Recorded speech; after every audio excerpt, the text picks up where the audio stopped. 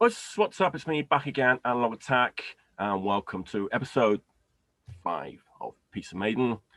Chris Corry's here again, of course. How you doing, Chris? All right, today Good. Sun and Steel, lovely stuff. I got my tap water. Yeah, this is usually like $6 a bottle, but Disc Union they were selling it for 100 yen, a buck a bottle because it's kind of near the sell-by date. So I bought like 50. I'm amazed that they picked Sun and Steel as a that's a deep cut Deep from cut? a kind of a deep an album of album cuts. Well, I know why they picked it. It goes in with the Japanese theme of this beer, with the ukiyo. And is that knowing absolutely nothing about beer, having never drank a beer in my life, what is it? Does that taste particularly Japanese? It's just it's got sake yeast in it, but it tastes like a just real kind of nice British bitter lager that you'd get in a country pub in England. So there you go. Iron Maiden, send Mike some free beers. Look at this advertising. Sun and Steel. I'm missing a few actually. I'm trying to collect them all. There's the Fear of the Dark Stout. I don't have all your readers out there. Think of me. What are the? Can you tell me all of them? What? No, there's the red and the black. Okay. And there's the Trooper. Yep. I've seen the Trooper. Yeah, and then I forget the others. Fear of the Dark Stout. Anyway, Chris, we're not here to talk about beer. We're here to go back in time to 1982, March 22nd. Iron Maiden's third album. My Obi is just ripped. Can you believe that?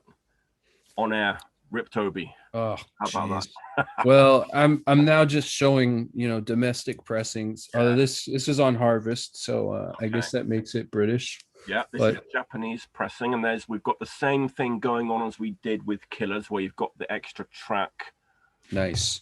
In there, so we can talk about that. And also, this is the initial first pressing of 50,000.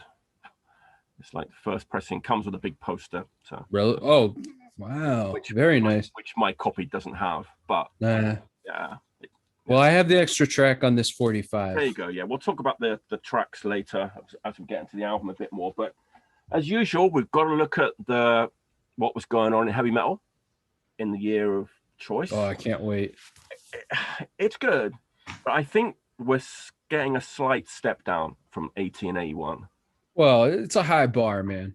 But it's still pretty damn good. So everyone, are ready to go back to 1982 and let's see what was going on in the world of heavy metal. Let's start off in Belgium, and Acid released their first LP, not their best LP, but pretty. Yeah, but classic artwork. Classic artwork. That's a T-shirt if I ever saw one. Yeah, man. Yeah. Acid from Belgium, first LP, 1982. New wave of British heavy metal with great artwork. Bitches Sin. There they are. Predator on Heavy Metal Records. There you go. You're never going to get that record to sell in Walmart with a name like Bitches Sin. Yeah, it's a dodgy name. But I wonder we never found out what the actual sin was. If you don't know, you'll never know. Okay. Demon. Clay Records. How do you like that one? It's okay. It's got what is it? Don't Break the Circle, which is a real anthem. Decent album. Kind of weird. It's not as bad as The Plague. No, that's a bad one. This is a good one. Yeah. Unexpected Guest. Diamond Head are back again with Borrowed Time. That's another It's Okay. It's okay. Yeah, it's okay. MCA Records. New wave British heavy metal from Sweden. The EF Band. Dude, I don't know this one. Yeah, I think this is up your alley. You got me. Check it out. Neon Records. From Stoke-on-Trent, of all places. There you go. Oh, all right. Fists were back with a vengeance. That's a good one. On Neat Records. Gaskin were having trouble. There was no way out for Gaskin. There's a lot of Gaskin coverage on this channel. There you go. 1982, a big Gaskin fan. Great. Yeah, okay. Great. Those records are like $10 each, and they're really sturdy. They're good. Rondelay Records. Classic bargain bin. New wave of British heavy metal. Girls School are still going. Third LP. There they are. Screaming Blue Murder, decent. Hanoi Rocks were busy. They had 2 albums out.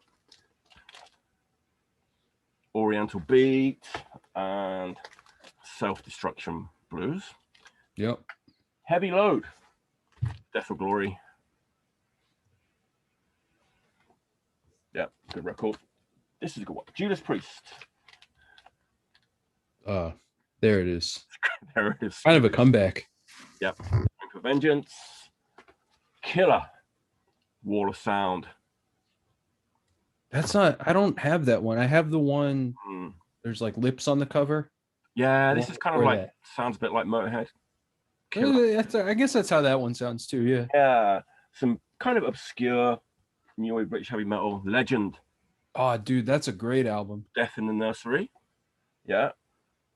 This is I don't know if it's too obscure, but it's great. Nah. What label is it on? Oh, it's on Workshop Records. Oh, for some reason I thought it was on a bigger label. And then Loudness are back again with Devil Soldier. Yeah. Decent album. Your neck of the woods. Man of War. Oh, there they are. Battle Hymns. Classic.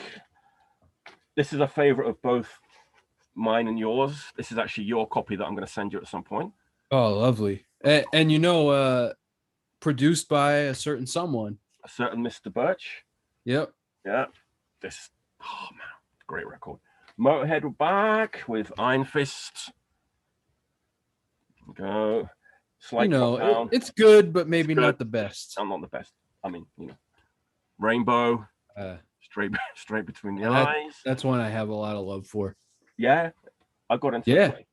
Raven were back. The Double Attack, Wiped Out, and the Crash Band Wallop. This is my favorite Raven, actually. This one. Love it. That's a weird choice. Yeah, I love it, man. Love it. You know what? Everything they did on Neat is awesome. Yeah, I think so too. Yeah. The Rods. That's like the third LP. Yeah, third LP, I think. Yeah. Rose Tattoo, Scarred for Life. Speaking of dodgy, some bad boys. Moving quickly along. Rush. Signal. That's more like it. This next one is one of my favorites from the year. Scorpions, Blackout. That's a real like that like very indicative of the time period. Yeah, I love this album. Samson, of course. Bruce Dickinless Samson are here with Before the Storm. Better artwork than music. Yeah, bluesy vocalist. Some progressive, with British heavy metal. Shiva, Fire Dance. Tank were busy with 2 LPs. That's right. Both in the same year. Both in the same year. UFO were back again with Mechanics. Yeah. Uriah Heep made a heavy record, this one. Dude, listen to it today. That is a good, I mean, I think it's good. If you like, it's very like 1982. Yeah. It has some Journey in there, some this is a Martin Popoff favorite, this one. Yeah, he loves that album. And then Venom, Black Metal. Yep. 2 more. Whitesnake are back again. Saints and Sinners. Also produced by Martin Birch. There you go. And then one more. Which one in general? Death Penalty. So pretty good year. Again, not bad. Yeah. I think Number of the Beast would rank in the top 5 there. Or wouldn't you say so? Probably higher. Higher than 5? Top 3? Top 2? Top 3. Top 3. All right. Top 3 for me. So that's the context of the year that we're talking about, 1982. So what's your relationship with this album, Chris? When did you first buy it? First Maiden album I heard. Okay, cool. I don't like, here's a weird thing. I was aware of Iron Maiden like probably as a kid growing up in the 80s because of the logo. Yeah. Because I mean, you'd see it everywhere, especially, well, I'm sure it's same for you in the UK, but especially here. I wanted to say that I think it's really cool that Iron Maiden have never had like a logo change era. I'm surprised because Yeah, Virtual XI and X Factor feel like a logo change yeah, yeah, yeah. But era, yeah, yeah, but they're not. they're not. Yeah, I don't even know if I knew it was a band at first. I just Mm, thought it was like some like because you'd see like Eddie, you know, and I was like, yeah, man, it's just like a shirt with a skeleton on it. It's yeah, fucking yeah, crazy.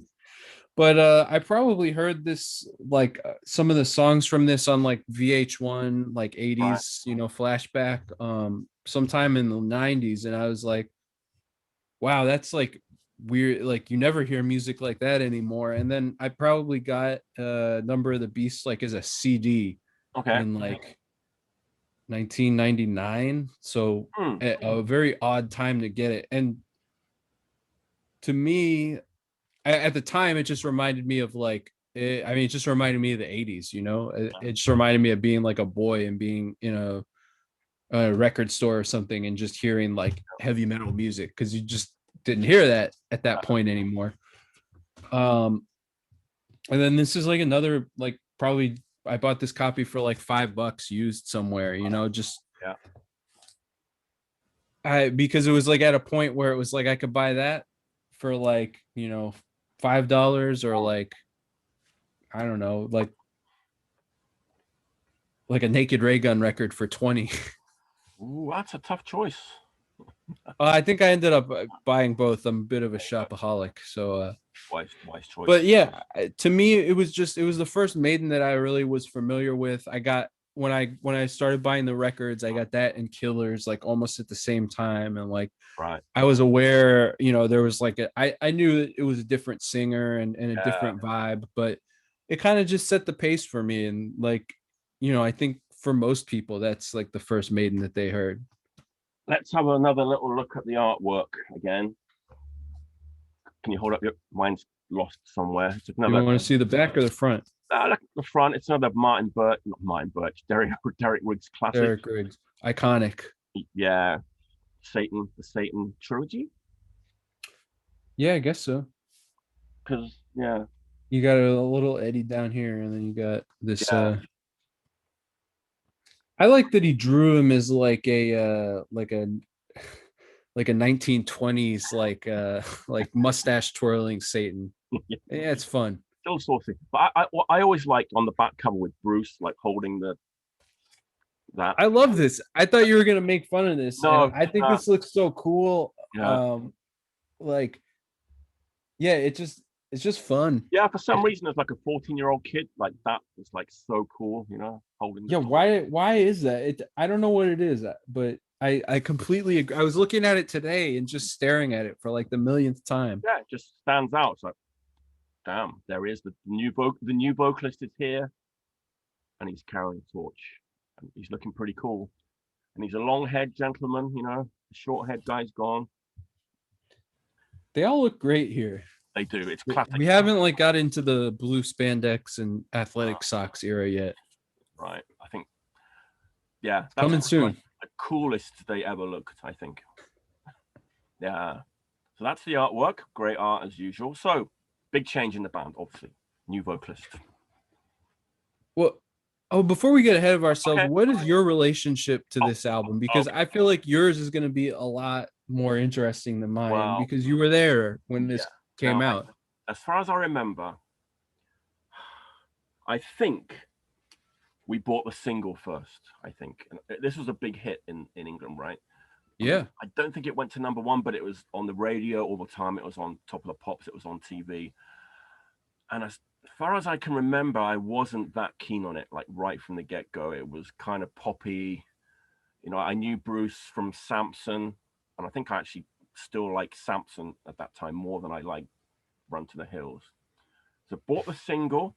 I guess it must have come out just before the album. I don't remember, but bought the album.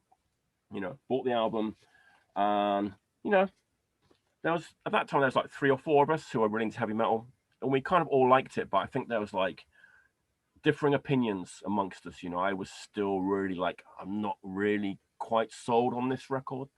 It took me a while to accept the vocal change. And like, so in the case of like the first album and Killers, my opinions haven't really changed from back then to now.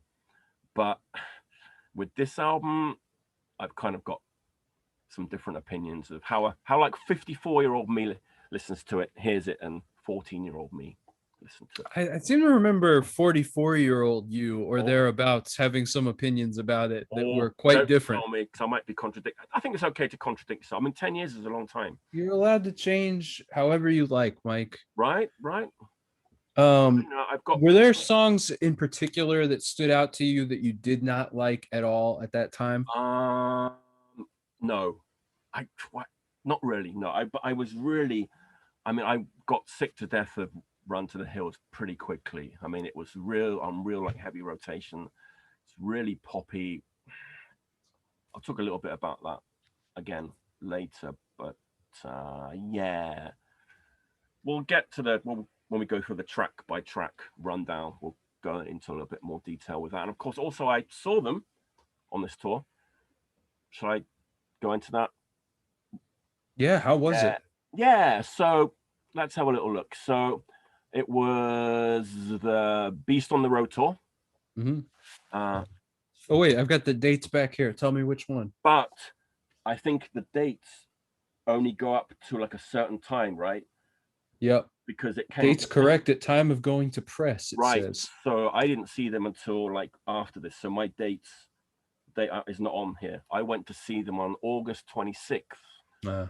Yeah, at a place called Pool Art Center, which is kind of a small to mid-sized venue. I saw the Ramones there actually a few years later, same place. This time I didn't go by myself. I went with 3 or 4 mates, the same mates I was just talking about. We were all into Iron Maiden, went in one of my mates' dad's cars, got there. And once again, I don't remember much about it. I remember we were really up front though. I was like right in the center, like I was like looking up at Bruce. He was like right in front of me. That was pretty cool. And it's been bothering me because I couldn't remember the name of the support band. Because I really loved Trust when I saw them with Paul Di'Anno. And then of course I looked it up and there was no support band on that date, on that that particular night. Wow, nothing, just straight one band show. Because I'd enjoyed Trust so much, I was kind of hoping to discover another band, but there was no support band. On that like last run of dates. And then I also discovered that this show was actually a warm-up gig for Reading Rock 1982. Wow, look at that show. This is the best image of it I could find. So you've got like Budgie, Trust, Praying Mantis, Iron Maiden, Gary Moore, Tigers of Pantang, Blackfoot. So it was a warm-up. That's like a full new wave of British heavy metal centric bill. Rock Goddess as well, Spider, Overkill, Baron Rojo, Praying Mantis, Tank. And then it's funny because at this gig, Blackfoot joined Iron Maiden and they did a cover of Tush by ZZ Top as an encore. Yeah. Okay. Crazy stuff. That is crazy stuff. Crazy stuff. There's actually audio of it on YouTube. You can hear it. Oh, okay. So the set list for that Pool Art Center, August 26th, was Murders in the Rue Morgue, Rothschild, Run to the Hills, Children of the Dam, Number of the Beast, 22 Acacia Avenue, including Clive Bird drum solo, Transylvania, including Dave Murray guitar solo, Prisoner, Hallowed Be Thy Name, Phantom of the Opera, Iron Maiden. First encore, Running Free. Second encore, Sanctuary and Drifter. That was it. That was the set list. Do you remember anything about how Bruce handled the old songs? Did you have any feelings about that? I remember not being happy with it. I was just, I was excited. I had a good time, but, I still hadn't quite accepted the album. I think we had a little bit of a conversation about it in the car on the way home. And I think I was the one that was like, nah, you know what? Didn't like it that much. But, it's a real big change, man, and it was a little bit jarring actually at that time. And his whole like stage presence and everything was really different to Paul. And so that's the thing that I was saying about Paul, my impression is that Paul really was like, seemed like he could have just walked up out of the audience onto the Yeah, stage. yeah, And that's something that people connect with, I think. And Bruce is like, yeah, I mean, he's like a theater kid, right? yeah. In a way, he presents himself like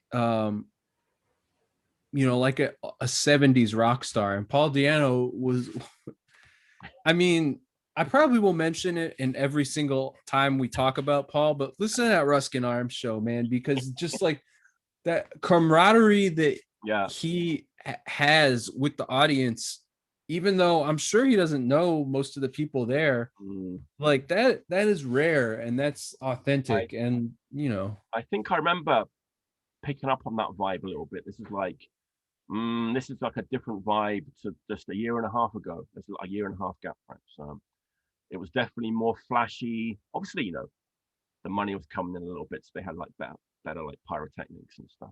Better. did they still have the roadies in the Eddie mask, or No, had they upgraded? no, they didn't do that. I can't remember. I'm pretty sure they didn't on on that show. Yeah, and it seemed like a kind of a short set actually. It's a weird gig, that one.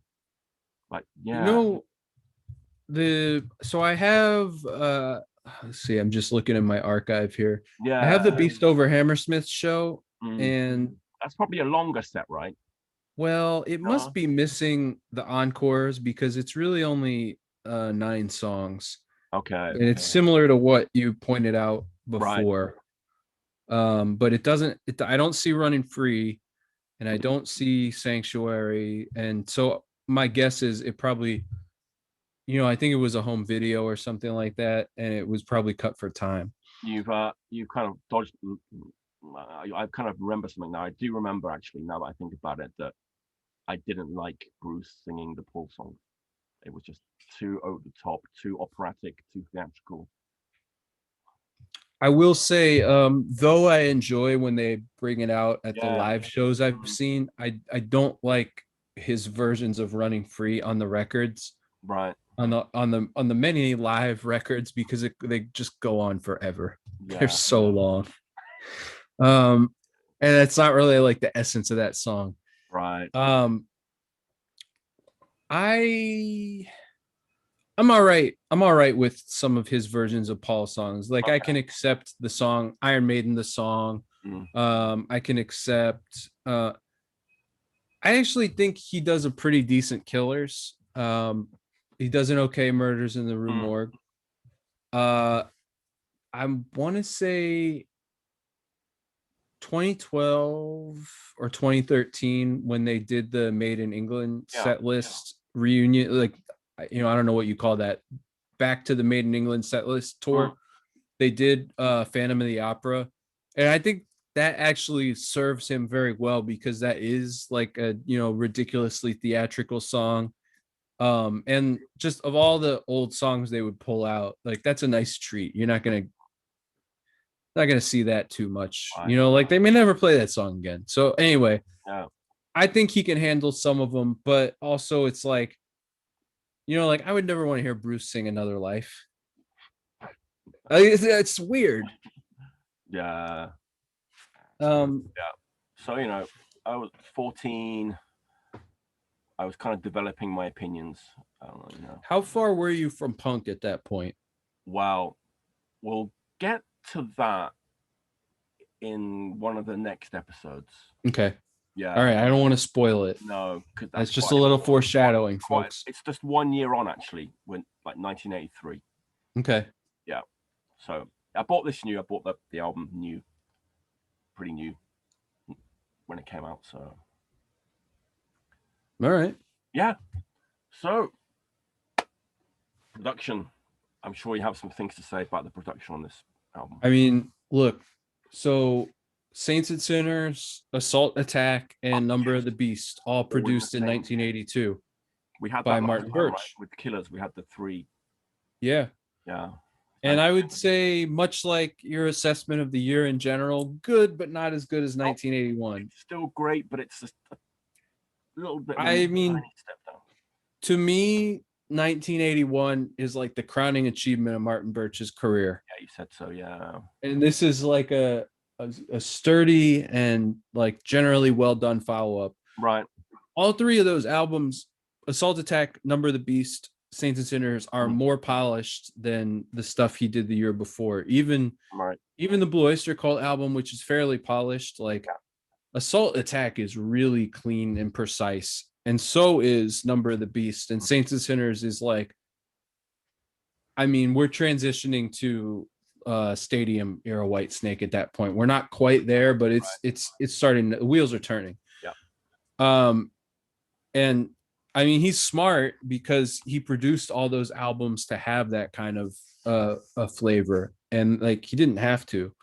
Certainly, like when you listen to the first two Michael Schenker albums, they don't have that. They don't have as like a.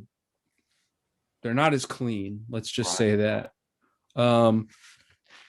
Number of the Beast. I mean, the first thing, I feel like the drums finally have some like room on them. It's a bigger sound, especially like when you get to that intro on The Prisoner. You know, he's obviously cranking up the reverb a little bit there, but you hear the room like for the first time. Yeah, I'll get to that in a bit.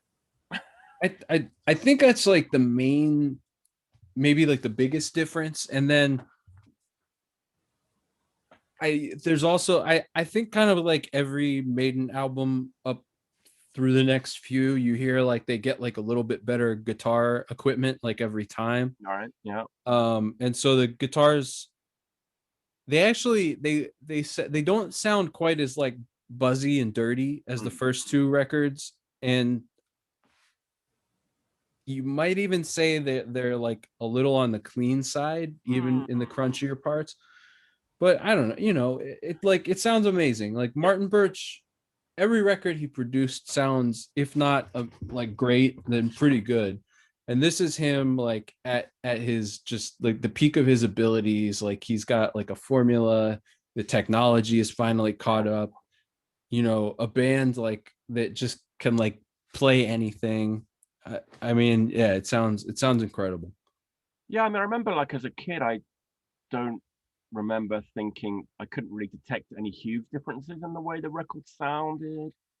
Sounded pretty similar to me at that time, but the songs for me, you know, I mean, the songwriting is different. Yeah.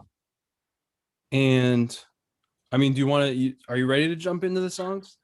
Anything else you want to say before we go into that? Best heavy producer of all time. I'll say it every time. Yeah, I need to hammer that home, I think.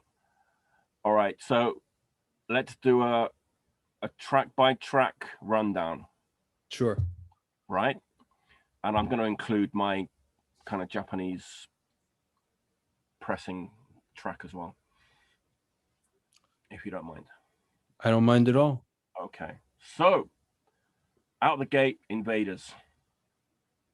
Well, I think first thing to remember about all these tracks, this is like basically the first album of all new Iron Maiden material. Right. Because everything up to Killers is like songs that was written before they were signed. With a few except, you know, that it's like there's a couple of songs that were written after, you know, later, like into the recording process, but pretty much all that material is stuff going back to the 70s. And so I think aside from Bruce coming on board, the other reason that it feels like a jump is because I think a lot of these are like new for the time Steve Harris compositions, you know, maybe even that he'd been saving. And so Invaders, like it definitely sounds different, like almost right from the get-go. It's real fast, right? It's real fast. I think that it needs a little bit of an intro, just a kind of like creepy, just something very short. It slams right into it, right? I can't wait for you to hear every album they recorded since the year 2000, because you'll never request that again. I'm not saying I want like 4 minutes of Trent Reznor's laptop. I'm just saying that, like, just something, invade just some like kind of like UFO sounds, or like a kind of a bleeping, or like a beep beep beep, or just something, just to I draw do you in. respect that they just went for it and that they Yeah, didn't make the people wait to hear Bruce. good point. Yeah, But I see what you're saying. I guess it's a little abrupt. I think the biggest thing that sticks out to me is it's like such a major key song. It's like so like happy sounding. wow. Okay, so it's one of those songs that's like deceptively complex. It's a speeder, but it's real complex, right? Pretty I cool. mean, I am not a great guitar player by any stretch. I don't think I could play this song. It sounds like a lot of muscle memory to me. Um, Crazy. I don't know. There's like certain, I mean, just from that perspective, like there's Iron Maiden songs that like if you walk into a guitar center, you might hear somebody playing. Like I don't think you're gonna hear anybody that just like peels this one off. Right.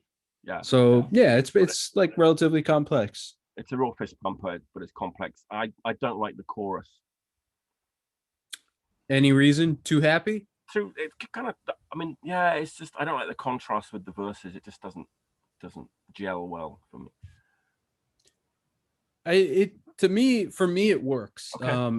And part of the reason why is I don't really like there's like these weird like very like very like major key kind of happier sounding like riffs on this album that like never really like get revisited again.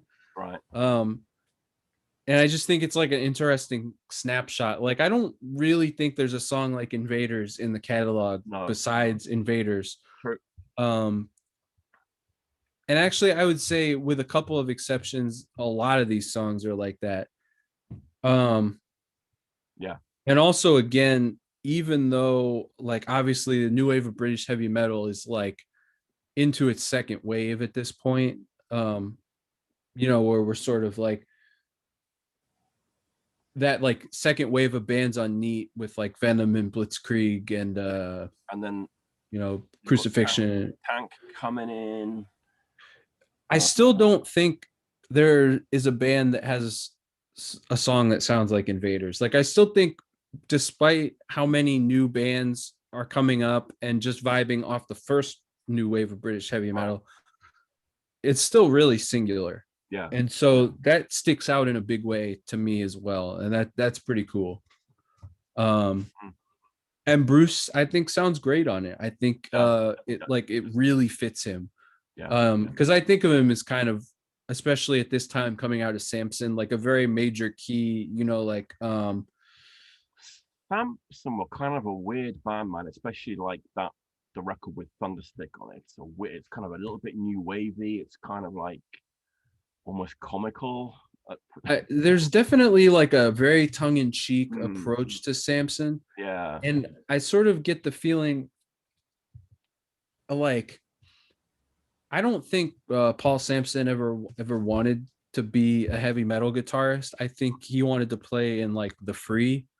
Well, the album that I showed is like, once way more bluesy, really, really bluesy. I think. And the singer is kind of like a Paul Rogers kind of vibe. Mickey Moore. But it's like Samson's existing like in the we're in the early 80s and you look at that album cover and you can see the record company was just like, well, what the fuck are we gonna do with this? Like, and so they just went and bought like some painting of like a knight fighting a dragon, that's all airbrushed, and it looks like it's gonna sound like a Heavy Load record or something, It's a pretty commercial record actually. There's some real. They had a minor hit, I think, from that record, but sure, a minor hit. I mean, but like when you compare Invaders to like Riding with the Angels or something, I feel like you're almost in the same territory, except this is like probably twice as fast and probably twice as complicated. Well, Riding with the Angels is like a Russ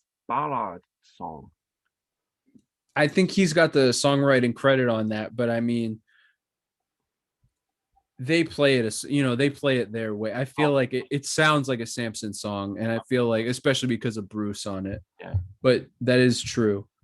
But like I feel like they're in the same zone. To me. Right.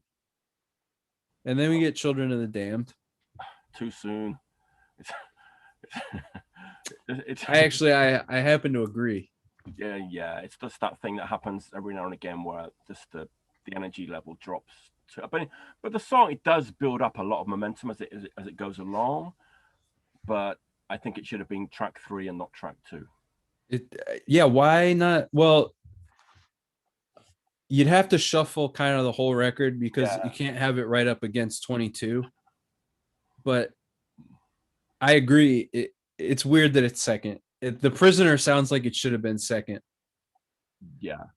But Children of the Damned, I'd say of the two, like those two songs, I like Children of the Damned better than the one that than 22.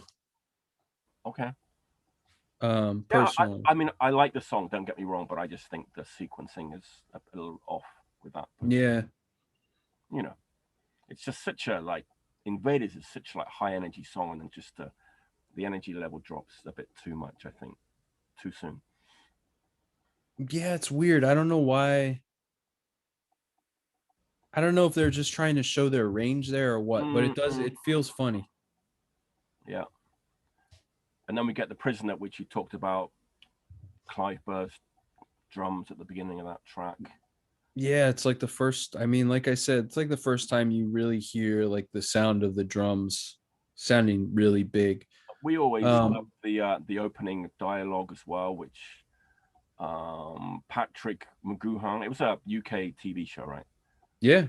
They had to kind of get his permission to use the dialogue, right? And I forget what he said, but it was something like, it was basically like whatever. Rod Smallwood called him up, asked permission, and then I think Patrick McGoohan said, "What's the name of your band?" And he said, "Iron Maiden," and he's like, "Do it." I like that version better. Yeah, and then he would be in Braveheart like later in his career. That's true. That's a little bit of trivia about The Prisoner, but we always like that side. It's my favorite. I'm gonna say it. It's my favorite song on side 1. Oh, easy. For me, easily. Okay, I thought you were going to disagree on that, but okay, cool. Yeah, no, I think it's a great song. Again, like a big, like major key kind of song. Yeah, I don't know. It's funny, but a little bit of that like Bruce like fun vibe from Samson does carry over into a lot of these songs because like it's a little more like just like a little more fun than in a different kind of fun than Paul. Yeah, I mean the verses are kind of aggressive, the chorus is really catching, a little bit commercial really. Well, you know why? This is one of 3 tracks that Adrian Smith has a co-writing credit on. Yeah. And when you think, the more we go on and the more we hear Adrian's contributions, this is like, that chorus is just like, that's Adrian Smith. Yeah, that's a good point. I've got actually Adrian Smith written in big letters up there because, that was his first kind of major contribution, right? I guess. I can't. You know what? Yeah, I don't think he has anything on Killers.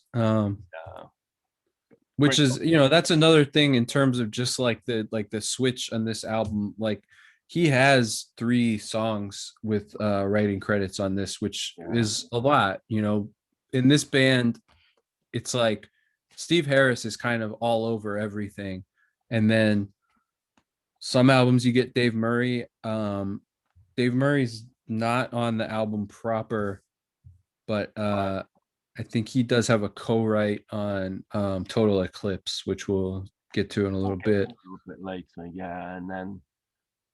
But yeah, this is an Adrian song. This is like a pure Adrian song. They don't play it much though, right? Well, no. They did break it out for that. So they did play it on the Made in England tour, and so then they brought it back for that 2012 or 2013 like Made in England Revisited tour. And it was great to see that song back in the set. Since the last episode when you were talking about various songs that maybe not that great on record, but when they're in in the stadium, they kind of come alive. Yeah. Checking out a little bit more as well, and I'm kind of beginning to understand like maybe why they didn't choose certain songs that are great songs but maybe didn't work so well live, or I don't know. But I mean, like okay, so like a perfect example is like I love the song Invaders, and I it's different now because if you're going to see Iron Maiden, you probably know every song that they play, or you're with somebody that does. yeah, But at the time, I feel like Invaders could have been a liability because it's so fast, it's just gonna like turn to mush. possibly. In a big venue. Now, like some bands don't give a shit, but especially if it is a commercial enterprise, and if you're like a band like say Maiden, who was like on the way up at that time, I don't know, maybe you want songs like Prisoner, and you want songs like Children of the Damned to play because Right. Just in terms of the way like sound travels in like a large open space, they're gonna sound better, clearer. Right. Yeah. All right. 22 Acacia Avenue. Not one of my most favorite. This was actually like when I was 14 years old, this was like one of my favorite songs on the album. Why it's is that? Follow up to Charlotte the Harlot, right? So it's yeah, so it's a sequel song. But age 54 me, it makes me cringe. The lyrics in it, it's just, the lyrics have aged particularly badly. I mean, I can still listen to Charlotte the Harlot for some reason. Sounds fine to me, but this one, I just had a real tough time listening to those lyrics. And also like Bruce saying things like, anytime you're down the East End, and he's not from the East End, and it just, for us American idiots like myself, can you just tell us what's the East End? It's the East End of London, where Cock Sparrow come from, and just the East End of London, the Bow Bells. More of a working class type environment. Working class. West Ham is the soccer team, which that up the irons, up the irons. But West Ham is one of the local football teams. I think it's been a bit gentrified in recent years, but yeah, working class area of London, the East End. And then got the Cockney rhyming slang and stuff that's where it comes from. I do like that. Bruce is not from there. He's a public. But I don't know. It's just the song. It's a good song. Something about this song is like way sleazier than I think they meant it to be. And I don't particularly like the minor key thing. And I want to make a comparison with like AC/DC, like Bon Scott's kind of like saucy seaside postcard lyrics, which I'm kind of okay with. But then when Brian Johnson comes in, some of the lyrics are a little bit more like sinister and a bit like more mean-spirited, and I think this is kind of like that too. It's a little over the line for me. Yeah, it's definitely, I mean, without a doubt, my least favorite song on the album. Maybe the only thing I like about it is the doubled guitar solo somewhere towards the end of it. So really, it's gone from being one of my favorites to being my least favorite as a grown man. Yeah. Well, let's flip the record then. Yeah. Title track opens with that like iconic spoken word passage, which we always thought was Vincent Price when we were kids. Oh no, it's not. It's Barry Clayton. They couldn't afford Vincent Price. Yeah, Vincent Price has a more nasal delivery. Yeah, I don't know why we always thought it was Vincent Price, but it's a good guess. Yeah, well, not far off. But he was asked. They asked him to do it. Right. They couldn't afford him. Yeah, Michael Jackson could afford him in those days. There you go. Because he's on Thriller. He is. Yeah. Classic song.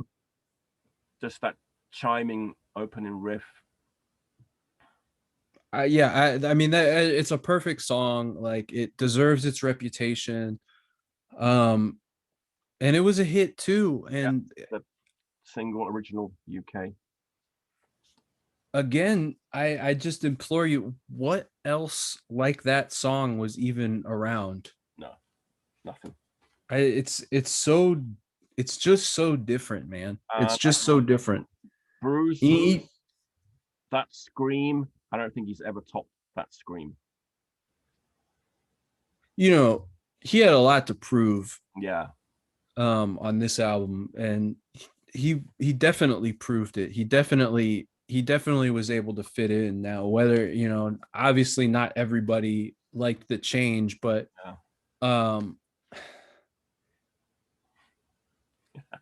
I don't want to beat up on Blaze Bailey. We'll do that. We'll do that another day. We'll get, but all I'm gonna say is, and the deck was stacked against him. It was a rigged game, you might say. If you, yeah, yeah, if you're an angel or a gambler, you might say. Um, but I don't really think he was able to prove himself in the same way. Yeah. But this Some might say that it would have been an impossible task. Bruce really like proves himself, and like Number of the Beast proves itself as like a song, as a hit single. Yeah. This song like caused a little bit of controversy over in your way. It's so quaint. To me, it's so quaint now because like the shit that is happening in this, godforsaken hellhole now is, I mean, there were all kinds of terrible things happening in the 80s here. Don't get me wrong. 1982, Ronald Reagan was already in office. Like there were horrible things being visited upon a great chunk of the population. Right. But it still seems very quaint to me to have people picketing about Iron Maiden turning children into devils, as opposed to now, where whatever the fuck is going on out there. Crazy. Yeah, I guess it's hard for me to imagine, actually, like, people who were there, will be like, oh yeah, it was crazy, they really thought it was going to turn you into like, a hell spawn. But to me it's like just as ridiculous as when someone says like, oh yeah, like, like people freaked the fuck out when Elvis was moving his hips on TV. Like it's that level of just like, who the fuck, why would anybody care? It's weird, like these kinds of protests, I mean, they don't really happen much anywhere else except like, well, Mike, I don't want to get political on the Iron Maiden show, but there is an evangelical stronghold on the country that I live in, and it's like a cult. So all I can say is I blame them. Yeah. I don't know how you could look at this and be like threatened in any way. As you said at the beginning, that it's a cheeky little 50s Satan. Yeah, he's just twirling his mustache, having a good time. He's cute. He's a cute guy. Yeah. So we've got the classic title track, right? And then it goes into Run to the Hills, which we Run to the Hills a little bit, which about. I didn't have to live through as a hit single, so I still think it's a fun song. So it's like if I go and see like, say, it's not going to happen now, but if I went to see Motorhead, I want to hear Ace of Spades. If I went to see AC/DC, I kind of want to hear Whole Lot of Rosie. If I went to see Saxon, I want to hear Wheels of Steel. Go and see Black Sabbath, Paranoid, I don't need to hear it. And I don't need to hear Run to the Hills either, an Iron Maiden show. The only thing that annoyed me about Paranoid at Sabbath shows was that they would like make the crowd like, chant for it, like as if they weren't gonna play the like most recognizable song of their career every show. Yeah, I like Run to the Hills, and I like that it's the sped up disco beat on the hi-hat. And part of what I like about that is like that only sticks around for like a really short time in metal. Like once guys figure out that they can move that beat to the double kick Mm-mm. and just have the single hit on the hi-hat, it never comes back really. Yeah. So I embrace that it existed and that it made it into a hit song. um Lyrics are what they are. Sort of like, you know what I'll say, they tried. they Yeah. they tried to take on a serious social issue. Yeah. Yeah. um it's certainly better than the other song we were talking about. Exactly. um I Yeah. wouldn't call this one of my favorites, um but I would call the next song one of my favorites. Oh, can you can go with Gangland, right? Yeah. Okay. Yeah. Now this is, I like this song too, but this is the song that people say that shouldn't have been on the album, right? Even Steve Harris said we shouldn't have Why? put it on. What are they thinking? It's great. It's who wrote this song? Is it an Adrian It's Smith an song? Adrian. Yeah, Adrian, Prisoner 22, and Gangland all have him attached. man. I mean, this is like pure. It's like just ripping new wave of British heavy metal, but then you get the extra sauce on top because you get like the insanity of Clive Burr at his best, and I did. and then Steve Harris. Yeah, Steve Harris, the probably the one true virtuoso. Well, Bruce as a vocalist, you could probably call, especially at this time, a virtuoso. But Steve Harris and Clive Burr playing over a song like that, where sure the riff is maybe like a little bit, it's not very Maiden-y, really. There's like a lot of bands that probably could have tried that riff. Maybe could have been a 45 on some Fly By Night, new wave British heavy metal label, but Ebony.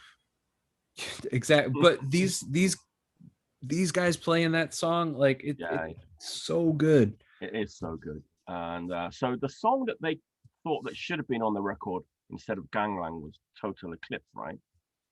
They should have had both. Well, the Japanese pressing does have both. The CD I first heard actually had both as well. Remember, but now I just have it on this 45. Yeah, we had a similar situation actually last time with Killers, with the Twilight Zone.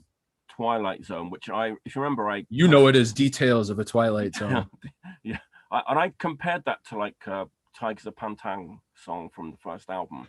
Touch Me There. Yeah, I think Total Eclipse kind of reminds me of a Tigers of Pantang song off of Crazy Nights, like the vocal delivery sounds a little bit like John Deverell. I thought it was so weird that this track got the same situation again.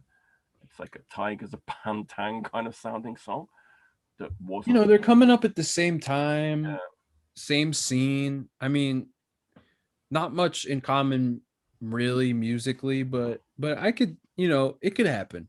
Yeah.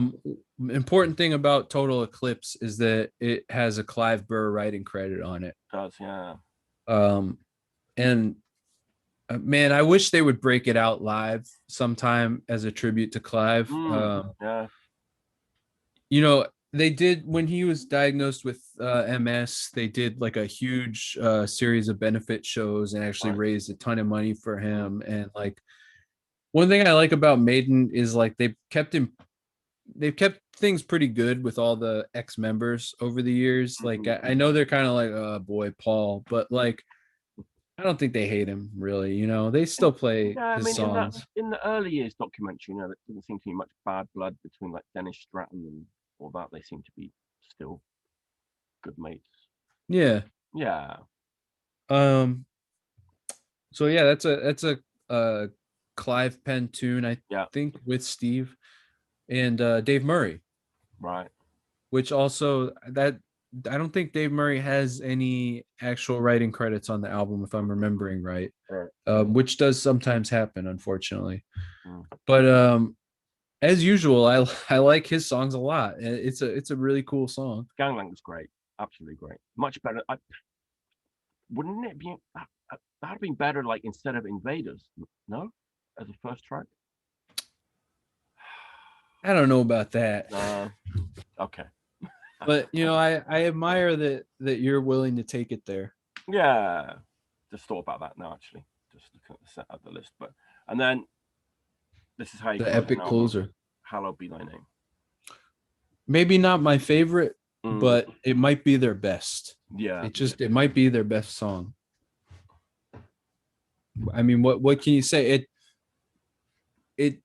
It tells you everything about Iron Maiden that maybe you could want to know all in one song. It's the first true epic closer of the band. Yeah. Like every part is so memorable. Just that kind of that build up when it comes in is like never fails to like amaze me. It's just... like how many times have you heard this song and it's still like when it comes on you stop for a second and you're like here.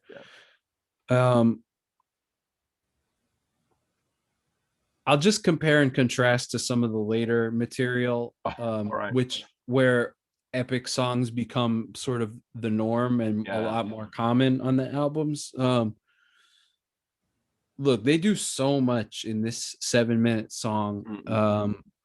There's multiple guitar solos, there's tempo changes, there's like huge, vocal breaks. They do so much, and it's 7 minutes long.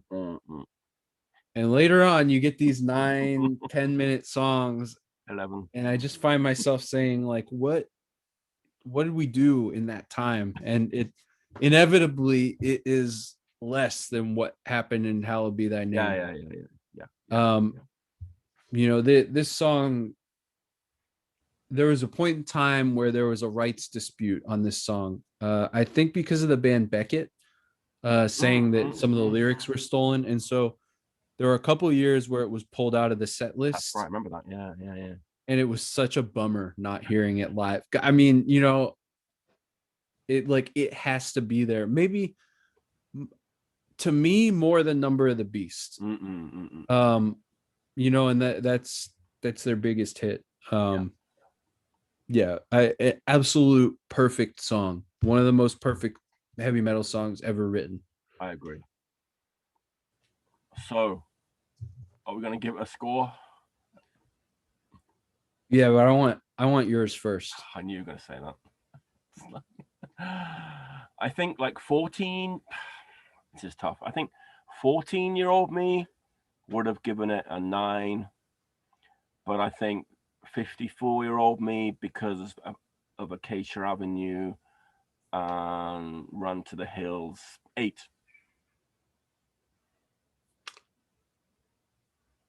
Out of 10. I'll give it a 9. All right. I would prefer to swap in Total Eclipse with Acacia Avenue. And I think it would make the first side flow better also. But Gangland at track 2, perhaps. But Clive Burr on the drums and Bruce on the vocals, like we only get this once. We only get this one time in our lives. Yeah, that's true. Yeah. And yeah, I mean, an all-time classic. It is a classic. Yeah. So it's undeniably a classic. Yeah. Truly a classic heavy metal hard rock album. Yeah. All right. On that note, we'll wrap it up and strap yourselves down, because the next episode is a matter of life and death. Or Am Old, if you want to abbreviate it. Yeah. To give it its short, abridged name. Okay. Thanks for tuning in. Hope you enjoyed it. There's probably no ads this time. I hope. Let me know if there is. There shouldn't be. So until next time, stay healthy and stay clean.